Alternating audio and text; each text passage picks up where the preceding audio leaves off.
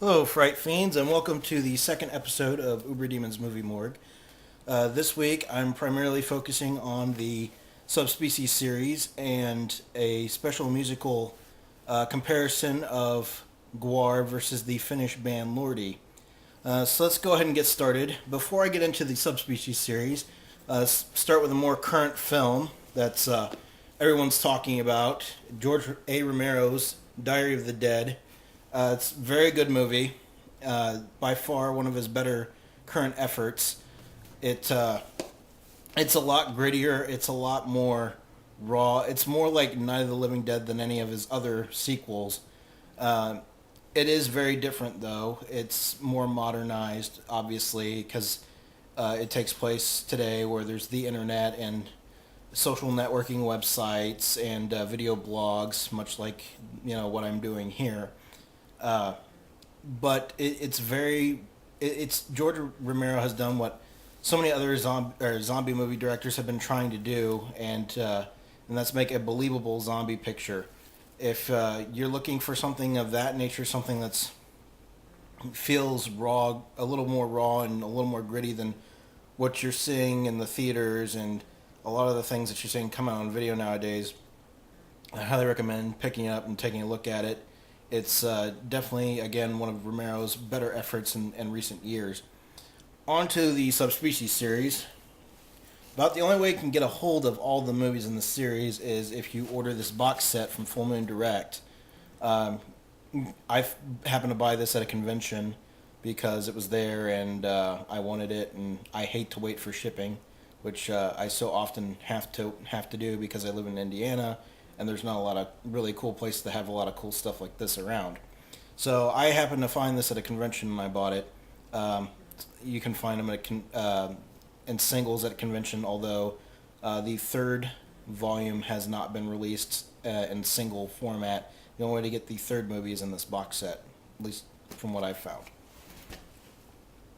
The Subspecies films take place in Romania. A vampire known as Radu has come back against his father's will to claim his birthright, and that is the Bloodstone. Bloodstone is a source of blood for the vampires, and it contains the blood of the saints. It's a relic to them. And the Bloodstone is the most coveted item throughout these films, and the films basically are Radu trying to obtain the Bloodstone and manage his fledgling that is uh, constantly spurning him. Uh, and she's throughout the series except for the fifth one, which is the Vampire Journals, which the Vampire Journals is actually a prequel and is more about Radu's protege, which he has some parts in the fourth Subspecies film, and it's about him and the sword, the vampire killer sword, which is also featured in the fourth. But Radu, he's not so much in the fifth one, I believe, if he's in it at all. It's not horrible compared to the others, but I would say it's definitely the weakest film in the series. The other films are fantastic. The fourth one, of course, is a little watered down because it's the fourth film in the series, but it was still great fun to watch. The makeup had improved, obviously, because they had a larger budget. They kept true to the rest of the story and the plot lines. I like the way that they transitioned from part three to part four, where a lot of the characters that you saw at the end of three were no longer in four. I'm not going to ruin the details behind that, but I liked how they did that. I thought that was rather creative. Uh, my favorites in the series, of course, the first one's great because without the first one, there wouldn't be any of the other movies. But I actually really enjoy parts two and three. Parts two and three were shot in a very similar manner to Toxic Avenger parts two and three, and a couple of other movies in that nature. I believe Class of Nukem High parts two and three were shot in the same way, which they take the two movies and they shoot them back to back. Um, Frank Henenlotter does that a lot too. He did pretty much did Frankenhooker and Basket Case 2 back to back, and then they did Basket Case 3 very shortly thereafter. Uh, Subspecies series is definitely one of my more favorite vampire entries in the annals of horror because it's low budget. and it's from the company Full Moon, as I'd mentioned previously. And Full Moon is my favorite all-time underground horror movie release next to Trauma, because I have to give Trauma their respect because they were the first, they're the pioneers. However, the second notch is Full Moon, because Charles Band had come up with a lot of very original horror movies that I enjoyed watching as a younger horror fan, and I still enjoy watching today. They're really hard to come by. Like I said, I was only able to find this box set at a convention, or you can order them online. The availability is kind of frustrating, but if you're willing to wait for shipping and pay not too bad of a price for the movies are like $10 to $12 a piece depending on which movie you're buying. You can go to fullmoondirect.com and order them online. So that pretty much covers the Subspecies tribute. Uh, Again, it's not Near Dark, it's not Lost Boys. It's more classic than that.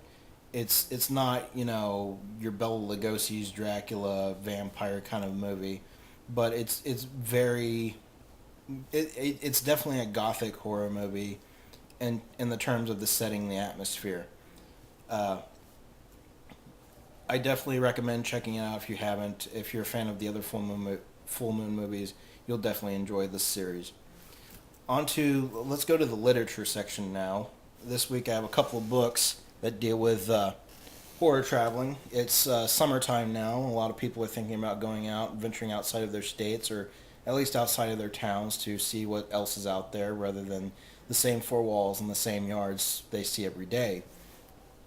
I have a couple of books kind of geared toward that in a horror sense. The first book is Where Are They Buried? How Did They Die?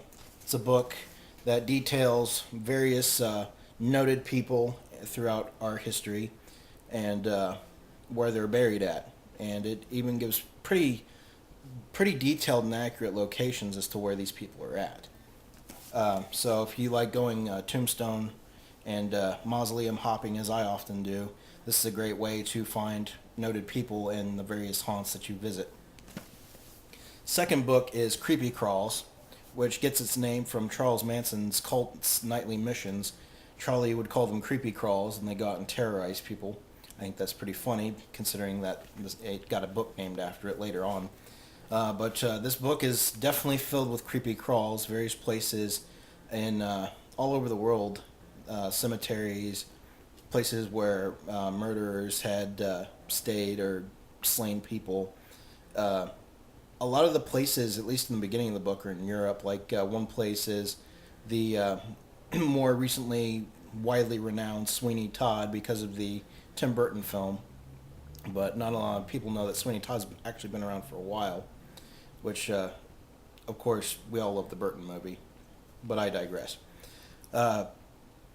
This book details where Benjamin Barker, Sweeney Todd, had his shop, and where Mrs. Lovett's pie shop was, and the details and the history behind that. That's just one example. There's other cemeteries and other places and cemeteries in here as well, like I can't remember the name off the top of my head, the cemetery in Paris where Jim Morrison is buried. There's also a cafe that is a cemetery in this book. A lot of really cool places that I like to go.